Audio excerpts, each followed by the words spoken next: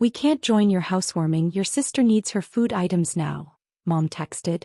I replied, "It's fine." They had no idea my place was a $4,500,000 mountain retreat soon to be on television. Once it was aired, my phone went absolutely wild. Full story. What if the two people who were supposed to be your biggest cheerleaders, the ones who gave you life, chose to ignore your greatest triumph for a grocery run? This isn't just a story about success. It's about the brutal cost of being the other child, and the moment I finally stopped begging for love. My name is Grace, and for 31 years I lived in the shadow of a sister who was always their favorite. I grew up in a small town, the kind where everyone knew your business and gossip flew faster than wildfire. As the firstborn, you'd think that would mean something. But in my family, it just meant I was the practice run before they got the child they actually wanted. Brooke arrived 3 years after me, and the moment she drew her first breath, I became invisible. I don't say that with bitterness anymore, just the quiet resignation of someone who's spent 3 decades accepting her place in the world. Brooke was beautiful in a way I never managed to be. Delicate features, porcelain skin. Strangers would stop my mother just to coo over her gorgeous baby. I was plain bookish, far too serious. While Brooke charmed her way through every room, I buried myself in books. While she collected friends and admirers like seashells, I collected scholarships and academic awards that no one in my family ever bothered to acknowledge. That evening I was supposed to be celebrating a massive milestone, my housewarming party. I'd invited my parents a full 3 weeks in advance, giving them plenty of time. I sent them the address, detailed directions, even offered to pay for their gas and let them stay overnight in one of my guest rooms so they wouldn't have to drive back in the dark. My mother had given me that familiar, distracted, "I'll think about it," the one I always got when I asked for anything. My father, he didn't respond at all. Typical. And then just 6 hours before guests were due to arrive, I got the text. My 28-year-old sister, Brooke, who still lived at home, had never held a job longer than 3 months, couldn't function without my parents' constant intervention, needed groceries. And somehow that mundane errand trumped my celebration of purchasing my very first home. I walked slowly through the house, running my fingers along the cool granite countertops, the custom woodwork I'd spent months selecting with my architect. This house sat on 12 acres of pristine mountain property, with floor-to-ceiling windows overlooking a valley so breathtaking it made my heart ache every morning, just remembering it was mine. I had worked relentlessly for this. 15 years of grinding through entry-level positions, saving every penny, building a real estate development career that had surpassed every modest expectation I'd ever dared to hold. This house was worth $4.5 million, and I'd paid for it entirely in cash. But my parents didn't know any of that. They didn't know because they'd never once asked about my life in any meaningful way. In their minds, I was still the quiet daughter who left home at 18 and rarely visited. They assumed I lived in some modest apartment doing whatever it was I did for work. Real estate, they'd vaguely say if forced to explain my career to curious relatives. Something with houses, they'd dismissively mumble. They'd never visited my office, never met my colleagues, never shown the slightest genuine interest in the empire I was meticulously building while they poured every ounce of their attention and resources into Brooke. What they also didn't know was that the HGTV production crew had been at my house for 3 days already. The network was doing a special feature on luxury mountain homes, and my property was chosen as one of 3 magnificent estates to be showcased. I debated for weeks whether to tell my parents, imagining their shocked faces when they finally realized the true scope of what their overlooked daughter had accomplished, entirely on her own. But something deep inside held me back. Maybe it was stubborn pride, refusing to beg for their attention anymore. Maybe it was hard-earned self-preservation after decades of disappointment. Or maybe I just knew with bone-deep certainty that even this remarkable achievement wouldn't be enough to shift their attention away from precious Brooke for more than a fleeting moment. My best friend, Megan, arrived an hour before the party, her arms overflowing with gorgeous flower arrangements, her face etched with barely concealed concern. We'd met freshman year of college, 2 fiercely ambitious women determined not to let anything stand in our way.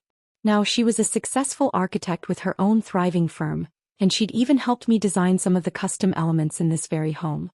Megan knew my complicated family situation better than anyone. She'd witnessed countless disappointments over our 13 years of friendship.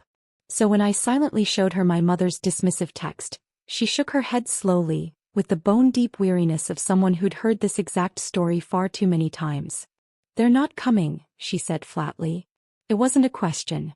"Brooke needs groceries," I replied, my voice carefully neutral.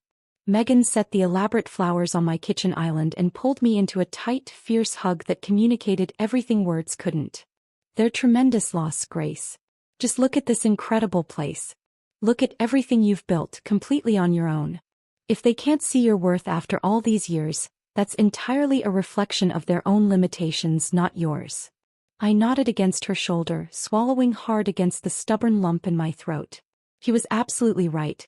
Megan was always right about these things, with her clear-eyed perspective unclouded by the desperate need for parental approval that still plagued me, despite my best efforts. But knowing something intellectually and feeling it emotionally? Those are two entirely different experiences. Part of me, that wounded little girl still living deep inside my adult heart, still craved their approval with embarrassing intensity. Still wanted desperately to be the daughter they celebrated and bragged about, instead of the one they perpetually forgot existed.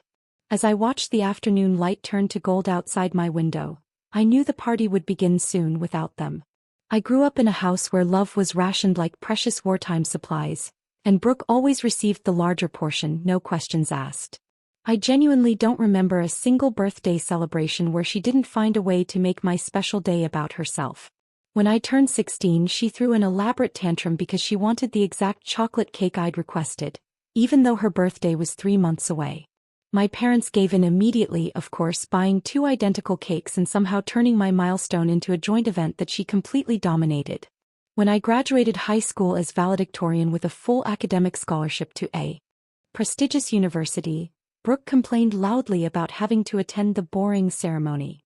We left my graduation early before I could even take photos with my teachers and friends, so she could make it to some friend's pool party she considered far more important. College became my desperately needed escape from that suffocating dynamic. I deliberately chose a university 6 hours away, far enough that visits would be logistically difficult for everyone. I worked 3 separate part-time jobs simultaneously to cover all the expenses my generous scholarships didn't touch, stubbornly refusing to ask my parents for any financial help. I instinctively knew that asking would mean owing them something, and owing them anything would keep me permanently tethered to a family dynamic that was slowly suffocating every bit of joy and self-worth out of me. I majored in business with a concentration in real estate development, drawn to the tangible nature of property, the satisfying way you could transform something neglected into something genuinely valuable and beautiful. My first professional job out of college was with a small real estate firm. I was the youngest on the team by nearly a decade, and the only woman in a leadership position. That meant I had to work twice as hard as my male colleagues to earn half their respect. I didn't mind. Hard work was comfortable, familiar territory for someone who'd spent her entire childhood trying to earn love that was freely given to her sister. Within 2 years, I'd closed more profitable deals than anyone in the company's history.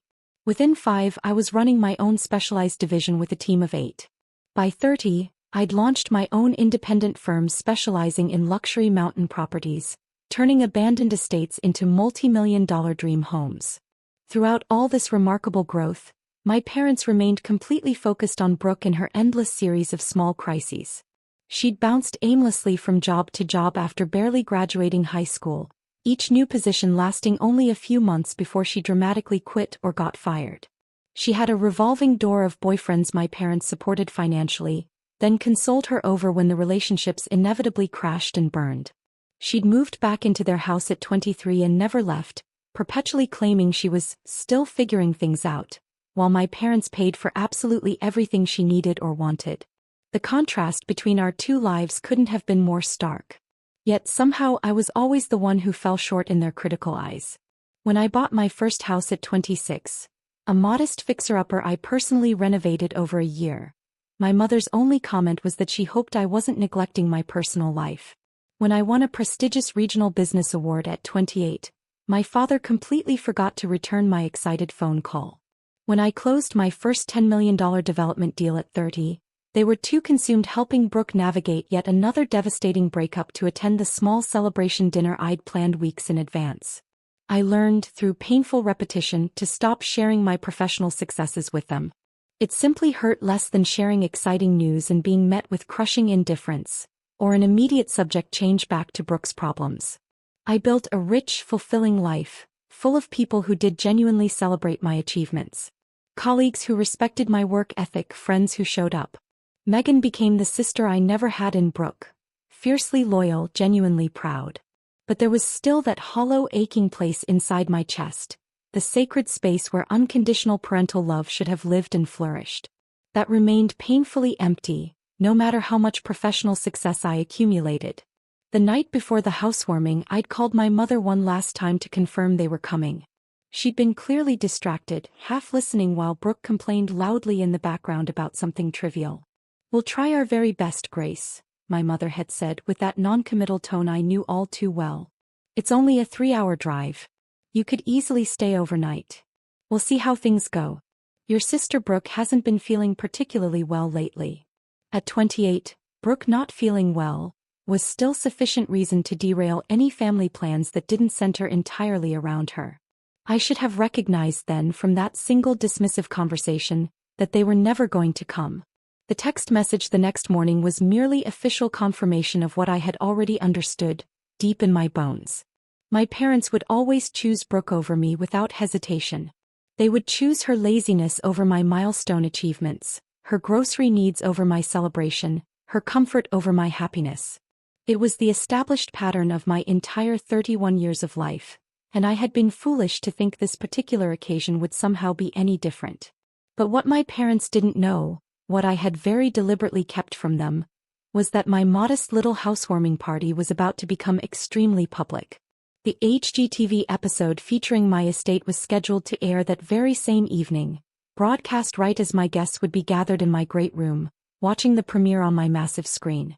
The network had promoted the luxury homes special heavily, and anticipation among their viewers was high. My social media had already been tagged in numerous promotional posts, though I'd kept my own feeds notably quiet and mysterious. I had made the conscious decision not to tell my parents about the TV feature for the exact same reason I had stopped telling them about anything professionally important. Their inevitable reaction, or more likely, their complete lack of meaningful reaction, would only cause me unnecessary pain.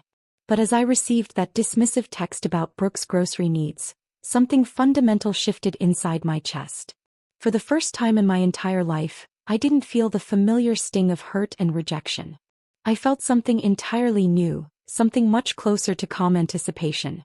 They had freely chosen to miss this moment, just like they had freely chosen to miss every other significant moment that had ever mattered to me. But this time would be different. This time they wouldn't be able to simply ignore the overwhelming evidence of my success. This time the entire world would see exactly what they had stubbornly refused to acknowledge for 3 decades. And I had decided I was going to let them discover all of it completely on their own terms, without any warning from me. The party unfolded exactly as I had meticulously planned, with one notable absence that nobody except Megan noticed or thought to question. My 50 guests mingled happily beneath the soaring cathedral ceilings, sipping expensive champagne and admiring the spectacular panoramic views through my wall of windows. The HGTV production crew finished their final shots, promising me the episode would be spectacular. At precisely 8 p.m., we all gathered in the media room, a luxurious space I'd designed for exactly moments like this, with a screen that dominated an entire wall and custom acoustics. When the episode began, my guests erupted in enthusiastic cheers. There was my home showcased in all its magnificent glory. The camera slowly panned across the endless mountain vistas, lingering lovingly on all the architectural details I had so carefully and thoughtfully selected. The charming host spoke knowledgeably about the property's fascinating history, its dramatic transformation from neglected estate to luxury showpiece, and the visionary developer who had brought the ambitious project to stunning fruition. Then came my personal interview segment, where I spoke passionately about architectural preservation, sustainable luxury development, and my fundamental belief that every truly great home should tell a meaningful story. I watched myself speaking confidently on that massive screen and barely recognized the poised, articulate woman I saw. She was everything I had worked relentlessly to become, everything my parents had never once bothered to see or acknowledge. As the segment concluded and my guests applauded enthusiastically again, I felt a strange, bittersweet mixture of hard-won triumph and lingering sorrow. This was the defining moment I'd been building toward my entire adult life. And the two people who should have been proudest were sitting at home 4 hours away, buying groceries for a sister who couldn't be bothered to do anything meaningful for herself. After the successful viewing, as the party began to wind down, I stepped out alone onto my expansive deck for a moment of quiet solitude. The mountains were shrouded in velvety darkness by then, but I could still feel their solid, enduring presence around me, like a protective embrace. I had built something truly remarkable here, something meaningful that would long outlast all the petty disappointments and decades of familial neglect. But even as I acknowledged this important truth, I couldn't shake the persistent question that had haunted me since early childhood. Why was I never enough for them? I pulled out my phone and posted a single red heart emoji to all my social media accounts, a gesture so small and cryptic it barely registered as communication. Then I went back inside my beautiful home to thank my remaining guests, accept their warm congratulations with genuine gratitude, and pretend convincingly that the painful absence of my family didn't matter to me at all. But even as I smiled and hugged and made enthusiastic plans for future gatherings, I knew something had fundamentally and permanently changed inside me. The desperate little girl who used to beg pathetically for scraps of parental attention had finally grown into a woman who absolutely refused to beg any longer. And somewhere far away, in a modest house 4 hours east of here, my parents were about to discover exactly what their decades of casual indifference had truly cost them. The morning after the party, I woke to a phone absolutely flooded with notifications. Friends, professional acquaintances, and complete strangers had all seen the broadcast. My email inbox contained serious inquiries from high-net-worth clients, formal requests for media interviews, messages from other prominent developers wanting to collaborate. The overwhelmingly positive response was tremendous. A long-overdue validation of everything I'd worked so hard to build over 15 years. But the messages I noticed most acutely were the ones that were conspicuously absent. My parents hadn't called. My sister hadn't sent a single text. In the 12 hours since the episode aired on national television, my immediate family had maintained the exact same radio silence that had always defined our dysfunctional relationship. Either they somehow hadn't seen the heavily promoted broadcast, which seemed highly unlikely given all the advanced publicity, or they had seen it and simply didn't care enough to acknowledge it. Both possibilities stung deeply. Though I had trained myself over many years not to outwardly show how much their indifference affected me, I spent the entire morning productively fielding business calls. My professional life was suddenly more demanding and exciting than ever before. The national exposure from the HGTV special had elevated my industry profile overnight, and lucrative opportunities were pouring in faster than I could process them all. By noon, I'd scheduled 3 meetings with potential major investors and received a preliminary offer to lead a massive resort development project in Tennessee. All my years of hard work were finally paying off in ways I'd only dared to dream about. Then my mother called. I stared at her name flashing on my screen for a long, uncertain moment before finally answering. Something deep in my gut told me this conversation wouldn't be pleasant or congratulatory. But my curiosity ultimately won out over my well-developed sense of caution. "Grace, why didn't you tell us about any of this?" Her voice was sharp, immediately accusatory, not warm or proud. "Tell you about what exactly?" "About the television show. About that enormous house. We had absolutely no idea about any of it. Do you have any idea how incredibly embarrassing it was to have our neighbor Dorothy call us first thing this morning and ask if we'd seen our daughter Grace on HGTV last night? We didn't even know what on earth she was talking about."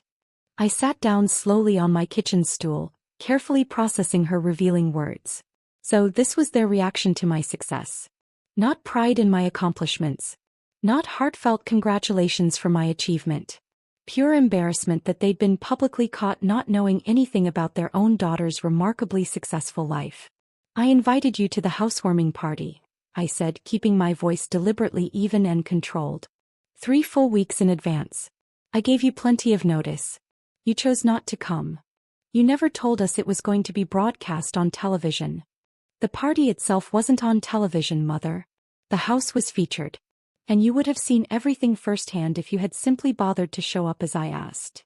Heavy silence stretched uncomfortably across the phone line.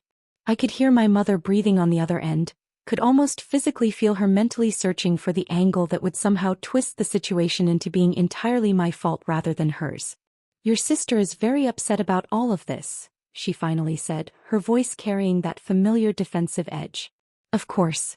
Brooke was perpetually upset about something or other, and her feelings always took absolute precedence over mine in our family hierarchy. Why exactly is Brooke upset? Because you have clearly been hiding your considerable success from the entire family. She feels deeply betrayed by your secrecy. I actually laughed out loud then. A sharp, bitter sound that surprised even me with its intensity. She feels betrayed? I have been sincerely inviting you both to every single significant event in my life for well over a decade now, and you have manufactured convenient excuses to skip every single one without fail. I eventually stopped telling you about my professional accomplishments because you never cared enough to genuinely celebrate any of them with me. If anyone in this family has legitimate standing to feel betrayed, it is definitely me. That is simply not fair, Grace. We have always fully supported you in everything.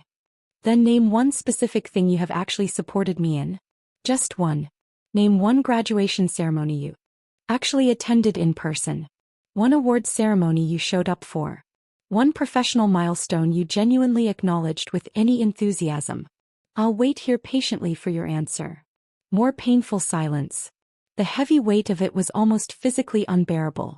You have always been so fiercely independent, my mother said finally, her voice noticeably smaller now. You never really seemed to need us for anything. I absolutely needed you. I needed you desperately.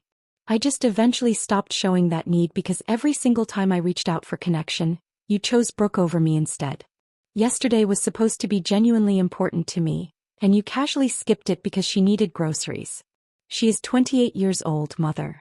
She is fully capable of buying her own groceries like any other functional adult. Your sister has her own struggles that you don't understand. Her struggles are that she has never once had to genuinely try at anything because you do absolutely everything for her without question. That is not actually struggling, Mother.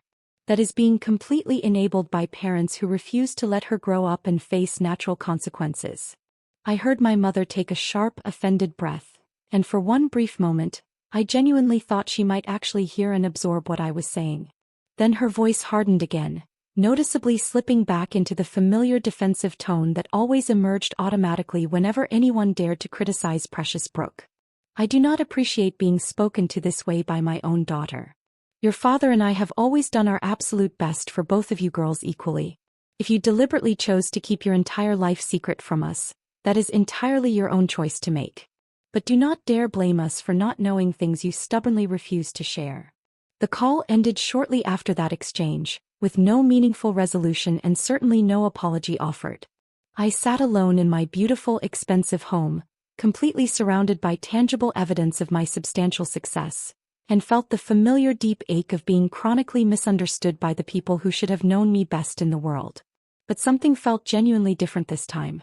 Usually, these frustrating conversations with my mother left me feeling emotionally drained and shamefully defeated, obsessively questioning whether I was somehow at fault for our terrible relationship. Today I felt unexpected clarity instead. My mother had clearly revealed exactly where her true priorities permanently lay.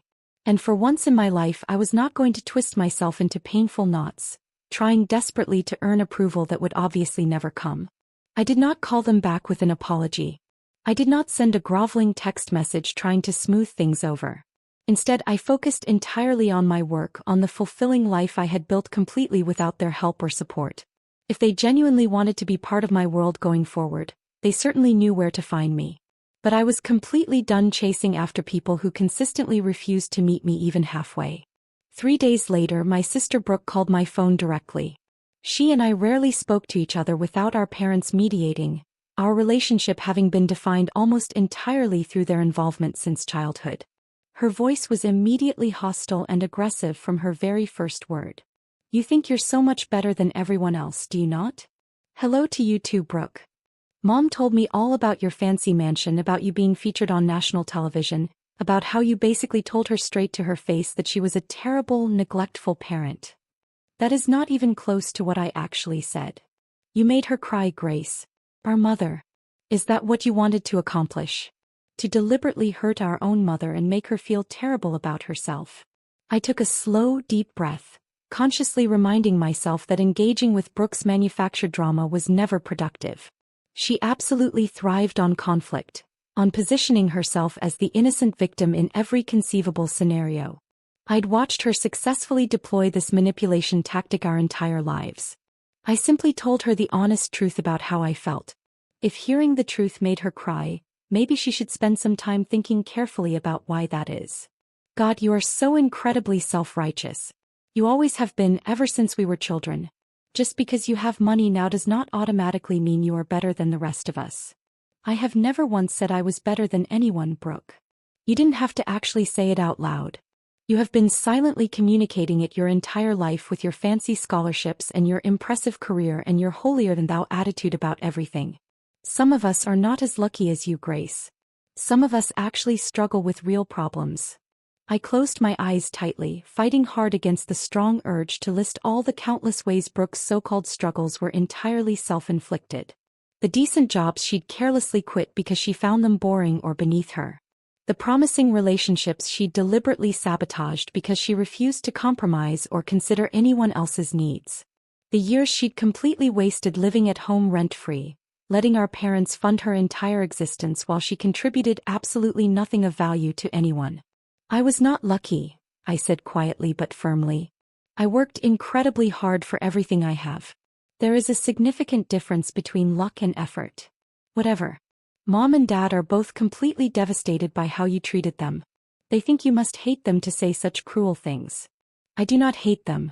I am just exhausted from being their perpetual afterthought for 31 years.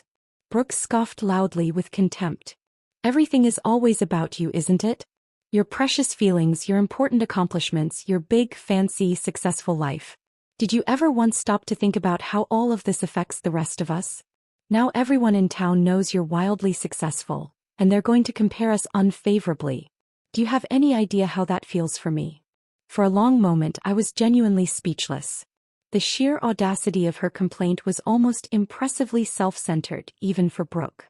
She was upset because my success made her look bad by comparison.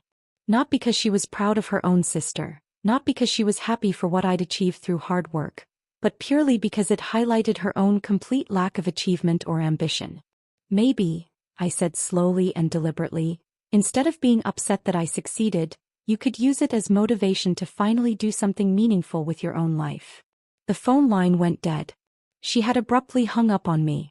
I set my phone down and stared out the window at the mountains for a long time, trying to process what had just happened. My mother was crying because I had told her the truth about our family dynamics. My sister was angry because my success made her look bad. And somewhere in all of this emotional chaos, I was apparently supposed to feel guilty for working hard and building something meaningful with my life. But I didn't feel guilty at all. I felt something I hadn't expected to feel. I felt genuinely free. The confrontation had stripped away the very last illusions I had held about my family. They were never going to celebrate me. They were never going to acknowledge my accomplishments without finding some way to make everything about themselves. My mother would always prioritize Brooke above me. My sister would always bitterly resent my success. And my father, who hadn't spoken a single word to me through this entire painful situation, would remain the silent absence he had always been. For years I had told myself that if I just achieved enough, worked hard enough, became successful enough, they would finally see me, finally appreciate me, finally love me the way parents are supposed to love their children. But the television episode had proved conclusively what I should have accepted long ago. No amount of success would ever change their fundamental perception. In their eyes, I would always be the afterthought. The difficult daughter who didn't seem to need them. The one who should be pathetically grateful for whatever scraps of attention occasionally came her way. The freedom in accepting this painful truth was both deeply liberating and quietly devastating. I no longer had to chase their approval, but I also had to let go of the hope that I might someday receive it. That hope had sustained me through years of disappointment. A tiny flame I had carefully protected, even as they repeatedly doused it with indifference. Now it was finally extinguished and I was left standing in the darkness trying to figure out who I was without it. 2 weeks after the episode aired, my life had returned to a semblance of normalcy. The initial overwhelming wave of attention had settled into a steady stream of excellent opportunities, and I was busier professionally than ever. But something continued to linger from those confrontations with my family, a restlessness I couldn't quite shake. I had drawn a clear line and they had chosen not to cross it. The relationship was effectively over unless something significant changed, and I knew the change wouldn't come from me. Then I received an unexpected message. My Aunt Patricia, my mother's older sister, reached out through social media. We hadn't spoken in years, our contact limited to occasional awkward holiday gatherings where she always seemed slightly uncomfortable around my parents. Her message was brief but genuinely intriguing. Grace, I saw the HGTV episode.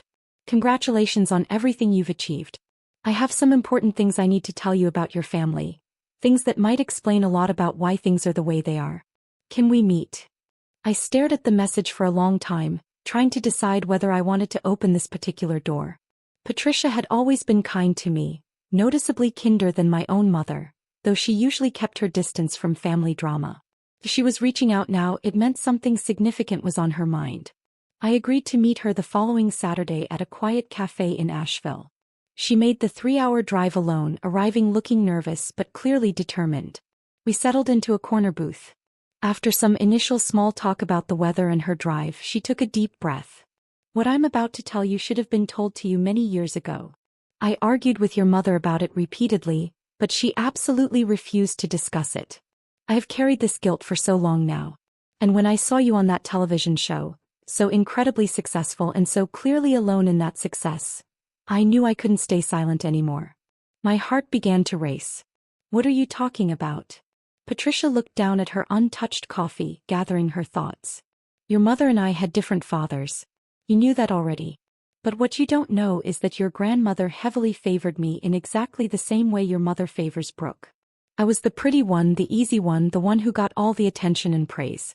Your mother grew up feeling completely invisible and fundamentally unloved.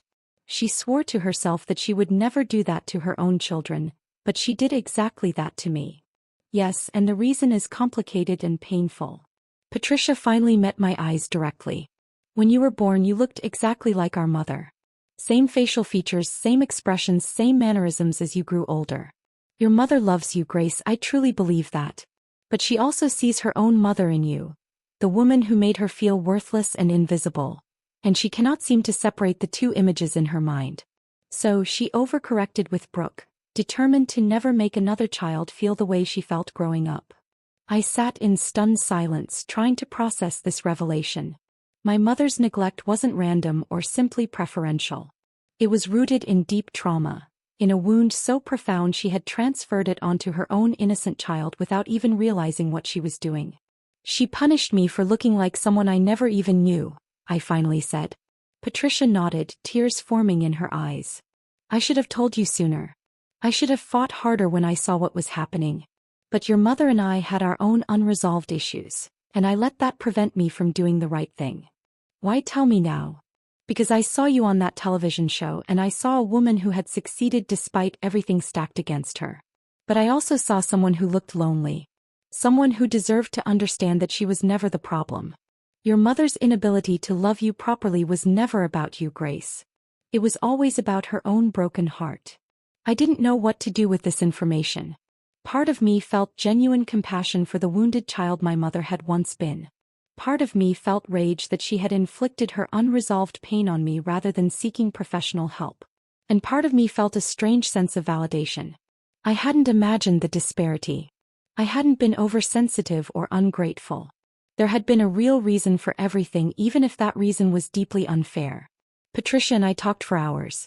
She filled in details about our family history, about patterns of favoritism that had repeated across generations.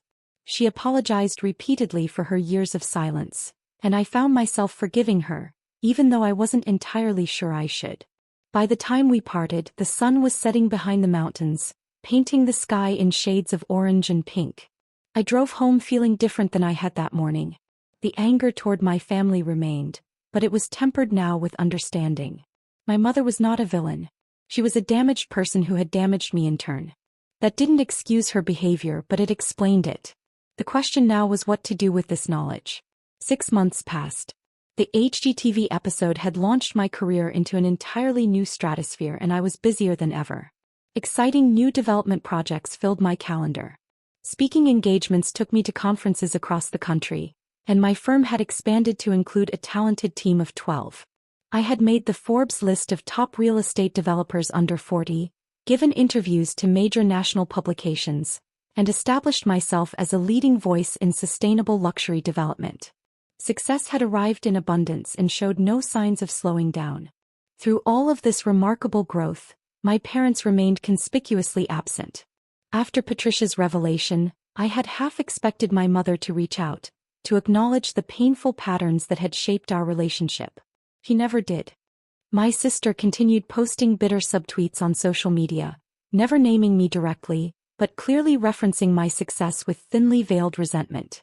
My father remained a ghost, as invisible in my adult life as he had been throughout my childhood.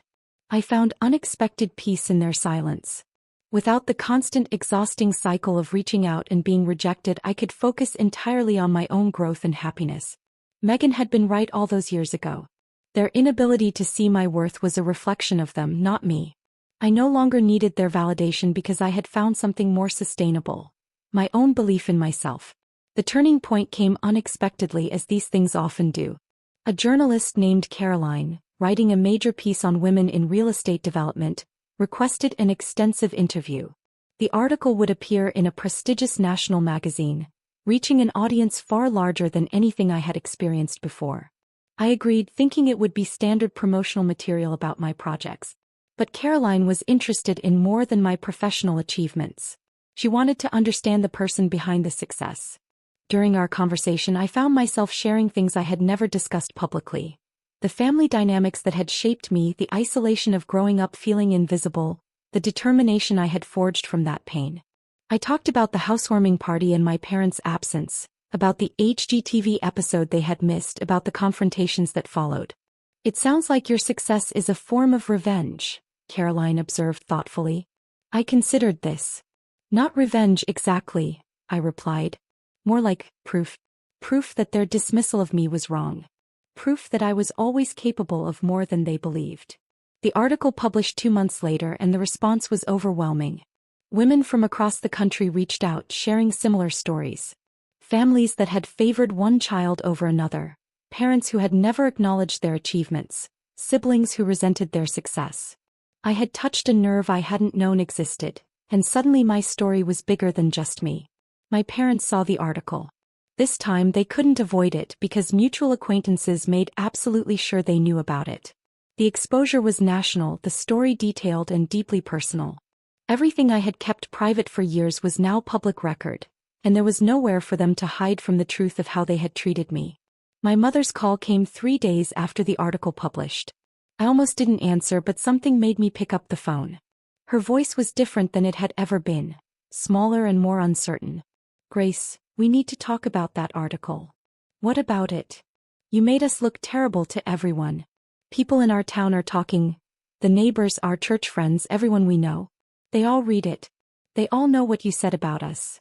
I felt the old familiar pull, the instinct to apologize and smooth things over, but I pushed it firmly aside. Everything I said was completely true. You missed my housewarming for groceries. You never came to my graduations. You have always prioritized Brooke over me. I did not make you look terrible, Mother. I simply described what happened. "You don't understand how hard it was for me," my mother said, her voice cracking. "Raising 2 children, trying to do right by both of you. I know I made mistakes, but I tried my best." "Your best was not good enough," I replied, my voice steady. "And instead of acknowledging that, you are calling to complain about how the truth makes you look." Silence. Then, so quietly I almost missed it, "I'm sorry." 2 words. I had waited my entire life to hear them. I let them hang in the air, feeling their weight, testing whether they changed anything. They did not. An apology after 31 years, prompted only by public embarrassment, was not the reconciliation I had once dreamed of. It was damage control. "Thank you for saying that," I replied carefully. "But I need you to understand something. I'm not angry anymore. I don't hate you. But I also do not trust you. You have shown me throughout my entire life where your priorities lie, and they have never been with me. One apology forced by public pressure does not change that. What do you want me to do? I want you to think about whether you actually want a relationship with me, or whether you just want to repair your reputation. Because I am not interested in being your daughter only when it is convenient or makes you look good. If you want to be part of my life, you need to show up consistently, celebrate my successes, and treat me like I matter. If you cannot do that, then please leave me alone. I ended the call feeling something I hadn't expected. Not triumph, not sadness, but closure. I had said what I needed to say, set boundaries I should have set years ago, and left the decision in her hands. Whatever happened next was up to her. The fallout from the article continued for weeks. My sister posted a lengthy social media response, calling me a liar and an attention seeker, which only drew more attention to the original article and made her look petty and defensive. Friends of my parents reached out to me privately, confirming everything I had written and sharing their own observations about the family dynamic. The community I had grown up in was finally seeing what had been hidden in plain sight for decades. My mother attempted to rebuild the relationship awkwardly at first. She sent birthday cards for the first time in years. She called occasionally with updates about her life, asked questions about mine. It was stilted and uncomfortable, but it was effort, and I acknowledged that even if I couldn't fully trust it. My father remained completely silent. Some people never change, and he seemed determined to prove this truth. Brooke oscillated between hostility and distant politeness, never quite apologizing, but occasionally commenting on my social media posts with neutral emojis. It wasn't the family reconciliation I had once fantasized about, but it was something. Beginning, perhaps.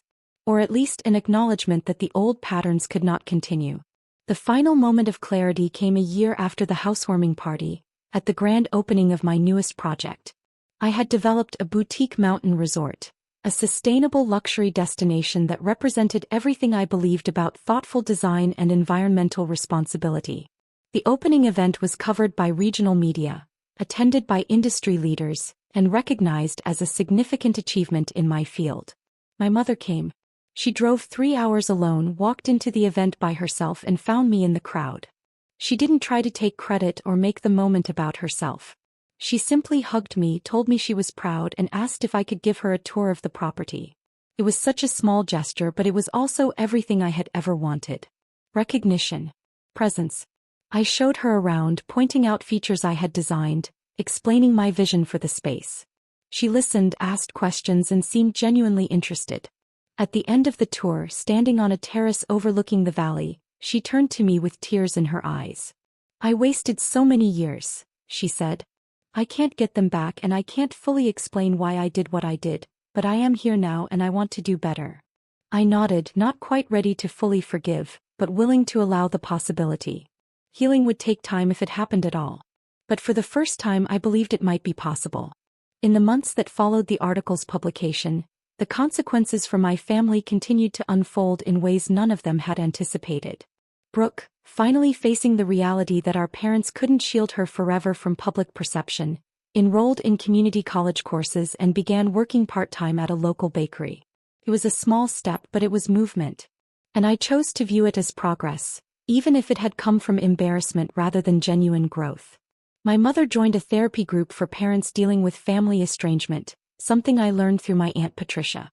The exposure had forced her to confront patterns she had spent decades avoiding. And while I didn't know if she would truly change, the effort meant something. My father remained as distant as ever, but reports from family suggested he had become quieter, more withdrawn, as if the public accounting of his absence had finally registered somewhere in his consciousness. The community that had once seen only the polished surface of my family now understood the uncomfortable truth. And that truth carried consequences none of them had anticipated. Their reputation in our small hometown was permanently altered. Their standing in their church community questioned. Their carefully constructed image of the perfect family shattered by my honest words. The grocery run that had seemed so important that day now stood as a symbol of everything they had gotten wrong. As I stood on the deck of my mountain home one evening, watching the sun set behind the peaks in brilliant shades of orange and gold, I reflected on everything that had brought me to this moment. The revenge I had sought was never about destroying my family or exposing them for cruelty's sake. It was about being seen finally and fully by people who had looked past me my entire life. The HGTV episode, the article, the public acknowledgement of my success. These were not weapons I had wielded with malice. They were mirrors reflecting back to my family exactly what they had refused to see for 31 years. I had built an extraordinary life, one filled with purpose, beauty, and people who genuinely loved me without conditions or reservations. And I had done it without their help, their support, or their belief in me. Looking back on this journey, I realized that the greatest revenge was not the public exposure or the uncomfortable reckoning my family had faced. It was the peace I had finally found within myself. The unshakable knowledge that I was worthy of love and recognition, regardless of whether they ever chose to provide it.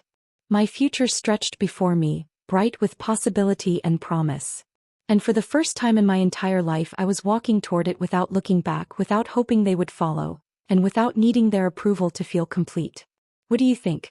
Have you ever felt like you had to choose between your own growth and the expectations of your family? I'd love to hear your experiences in the comments below.